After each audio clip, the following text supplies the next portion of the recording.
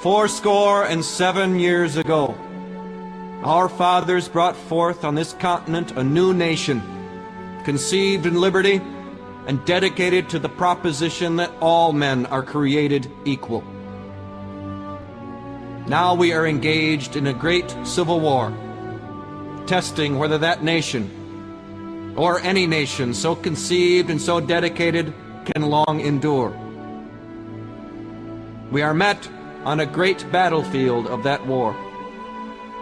We have come to dedicate a portion of that field as a final resting place for those who here gave their lives that that nation might live.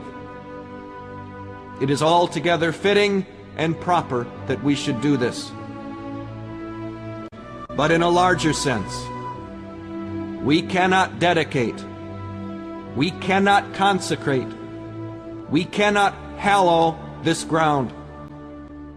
The brave men, living and dead, who struggled here, have consecrated it far above our poor power to add or detract.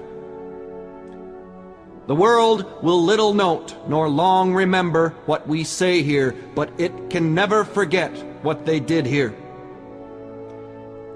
It is for us, the living, rather, to be dedicated here to the unfinished work which they who fought here have thus far so nobly advanced.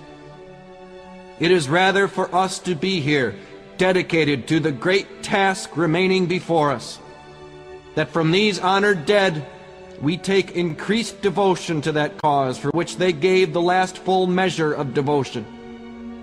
That we here highly resolve that these dead shall not have died in vain, that this nation, under God, shall have a new birth of freedom, and that government of the people, by the people, for the people, shall not perish from the earth.